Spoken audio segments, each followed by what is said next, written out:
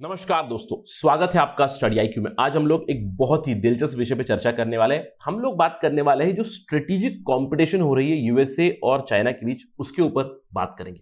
बहुत ही interesting article आया था प्रोजेक्ट सिंडिकेट में। इस आर्टिकल को लिखा है जोसेफ नाई ने। जोसेफ नाई के बारे में हम लोग पहले भी चर्चा कर चुके हैं। He has given the concept of soft power, later on concept of smart power also. तो ये एक सजेस्टिव चर्चा होगी जहां पे यूनाइटेड स्टेट्स को कुछ एडवाइस दे रहे हैं जोसेफ एस नाई, एंड यहां पे जो America new great power strategy होनी चाहिए वो किस तरह से होनी चाहिए, किन किन चीजों पे फोकस करना चाहिए यूएस को in its competition with China, इस चीज के ऊपर हम लोग एक बात करेंगे। तो इसके ऊपर बहुत सारे सवाल बन सकते हैं।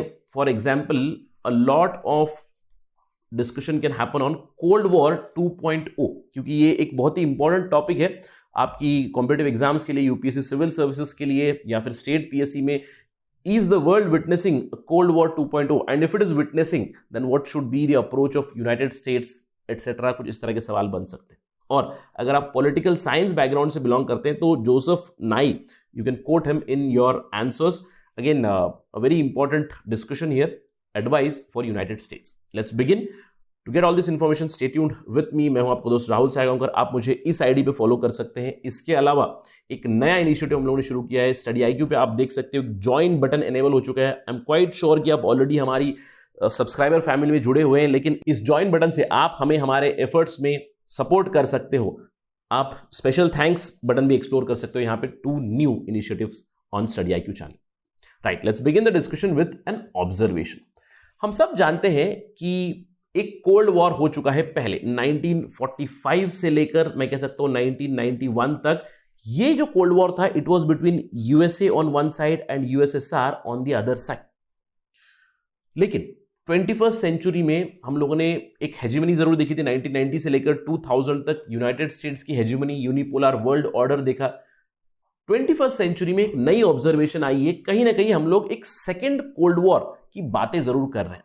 स्पेशली 2016 के बाद ये बहुत ज्यादा ट्रैक्शन ले चुका है। क्यों? क्योंकि 2016 के बाद डोनाल्ड ट्रंप की प्रेसिडेंसी शुरू हुई, जिन्होंने एक ट्रेड वॉर, टैरिफ वॉर शुरू किया था चाइना के साथ। उसके चलते बहुत सारे एक्सपर्ट्स ये कहते हैं कि there is a cold war 2.0 brewing between US on one side, China on the other side, और US and its allies on one side and China and its allies on the other side.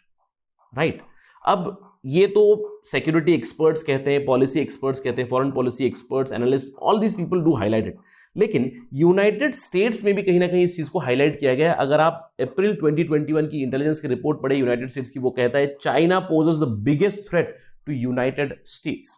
इसके अलावा जो defence secretary है US के, उन्होंने already कहा है कि China is pacing challenge for USA, यानी कि एक स्ट्रेटेजिक कंपटीशन जरूर चल रहा है बिटवीन चाइना एंड यूएसए। सो कहीं ना कहीं यूनाइटेड स्टेट्स एडमिनिस्ट्रेशन भी इसको एक्नॉलेज करता है कि उनकी कंपटीशन चल रही है चाइना के साथ स्ट्रेटेजिकली। अब इन सब के चलते Joseph Nye says that US needs to be very very careful, क्योंकि जो पहला कोल्ड वॉर था वो बहुत ही डिफरेंट कोल्ड वॉर था, और जो आगे वाला, I wouldn't say cold war पर से, लेकिन एक ग्रेट पावर राइवलरी या फिर स्ट्रेटेजिक कंपटीशन जो चल रहा है यूएसए और चाइना के बीच, this would be very very different, और इसे यूएसए को अंडरस्टैंड करने की जरूरत है। सबसे पहली चीज क्या है?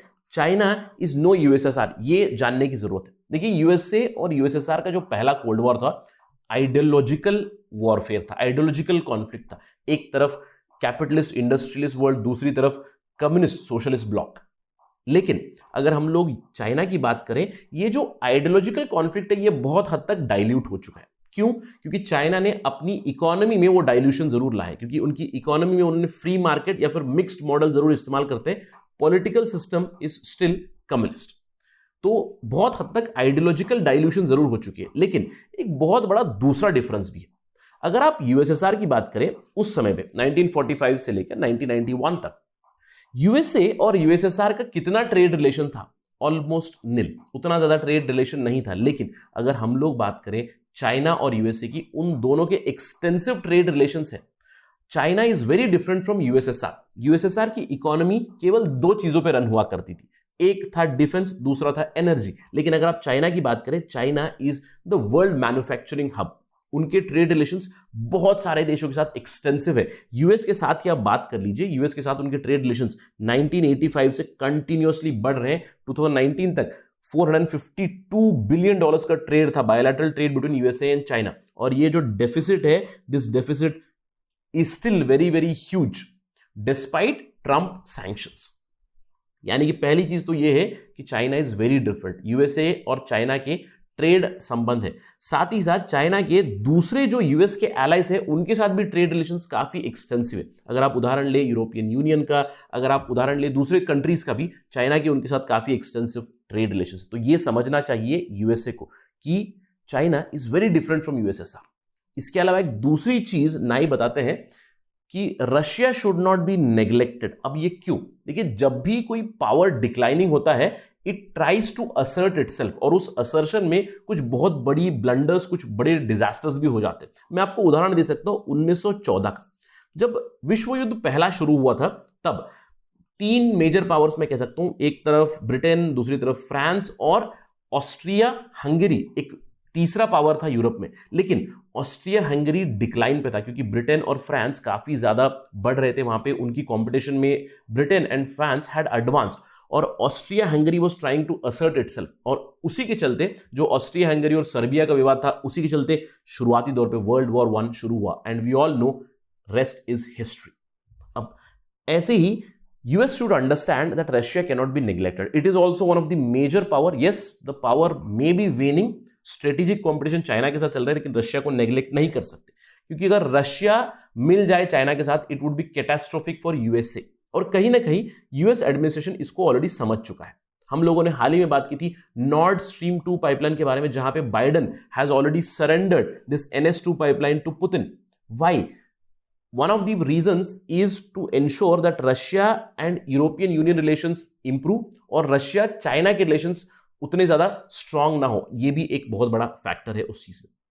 इसके अलावा जो तीसरी चीज बताते हैं, इस ग्रेट पावर राइवलरी में ना सिर्फ यूएसए बट चाइना भी ये ना भूले कि दूसरे ग्लोबल थ्रेट्स बहुत ज्यादा है। जैसे कि अभी फिलहाल कोविड-19 का पैंडेमिक चल रहा है, there is global terrorism, there is a problem of global warming and climate change, जिसको ये दोनों कंट्रीज भूल नहीं सकती है। और यूएस का एक बहुत बड़ा रोल यहां पे होना चाहिए, क्योंकि अगर कंप्लीटली टाइज कट ऑफ हो जाएंगे चाइना के साथ, चाइना की मदद के बिना क्लाइमेट चेंज से फाइट नहीं किया जा सकता, चाइना की मदद के बिना ग्लोबल टेररिज्म को एंड नहीं किया जा सकता, दूसरे जो भी ग्लोबल इश्यूज है उसको एंड करने के लिए दो बड़े पावर्स के बीच कहीं ना कहीं कोऑपरेशन की जरूरत है।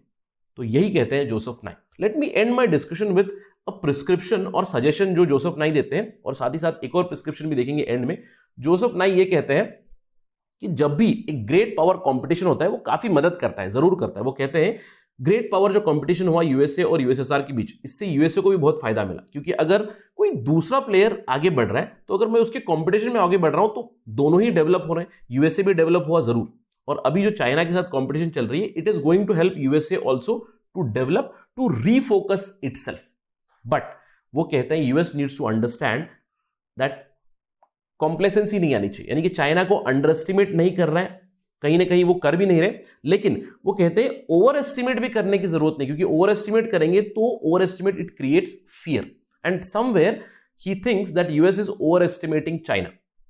वो कहते हैं यूएस नीड्स टू अंडरस्टैंड कि चाइना अभी एक बहुत बड़ी इकोनॉमी बन रही है। As of today it might be the second largest economy, और बहुत सारे एक्सपर्ट्स ये कहते हैं कई साल तो यूएस को बीट भी कर चुका है, और 2030 तक clearly it would be outright winner in terms of economy.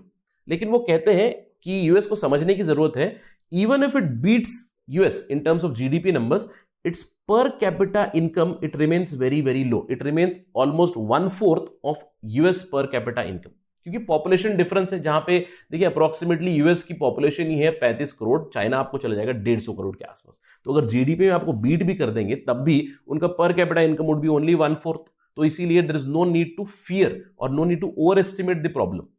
इसके अलावा वो कहते हैं कि if US can coordinate its policy with other partners just like Japan and Europe, then it might help a lot। जैसे कि they will be able to shape the global economy, they will be able to ultimately I would say regulate China, control तो नहीं लेकिन कहीं ना कहीं Chinese behaviour को shape जरूर कर सकते हैं, ये कहते हैं। Again what Joseph Nye suggests is some sort of a smart power strategy for United States of America। अब जोसेफ नाई नहीं, इसके अलावा पहले भी जो ऑस्ट्रेलियन प्राइम मिनिस्टर है केविन रूड, वो भी कुछ इसी तरह की चीज बता चुके हैं। यहाँ पे एक बहुत ही इंपॉर्टेंट टर्म है एग्जाम पर्सपेक्टिव से आप इसको यूज कर सकते हैं इन आंसर राइटिंग। वो कहते हैं कि this should not be the great power competition, यानी कि यूएस चाइना का जो कंपटीशन है, it should not be the competition of 20th century, this should be 21st century competition, जिसको वो नाम देते हैं मैनेज्ड स्ट्रेटेजिक कंपटीशन। यानी कि किसी भी देश का, जैसे यूएस और चाइना का अगर वॉर चल रहा है, स्ट्रेटेजिक कंपटीशन चल रही है, तो अल्टीमेट एम ये नहीं होना चाहिए कि चाइना को हरा दे, क्योंकि victory it would not be possible in this nuclear world, outright victory is not possible. तो क्या करने की जरूरत है, इस स्ट्रेटेजिक कंपटीशन को मैनेज करने की जरूरत है। तो वो ये कहते हैं कि America and its allies should not demonise China, instead they should work for a cooperative rivalry, यानी कि अटेंशन देना है चाइना के ऊपर, वही कंटेनमेंट और एंगेजमेंट दोनों स्ट्रैटेजी साथ ही साथ चलनी चाहिए। इसको टर्म देते हैं मैनेज्ड स्ट्रेटेजिक कंपटीशन। और इस टर्म को हम लोग कहीं ना कहीं इंडिया और चाइना रिलेशंस के साथ भी जोड़ सकते हैं, क्योंकि देखिए इंडिया चाइना रिलेशंस भी कुछ इसी तरह के हैं कि हम लोग इकोनॉमिकली बहुत ज्यादा डिपेंडेंट है चाइना पे, लेकिन बॉर्डर पे डिस्प्यूट चल रहा है। We need to manage this strategic competition. With that let me end my discussion. Thank you for watching. जय हिंद।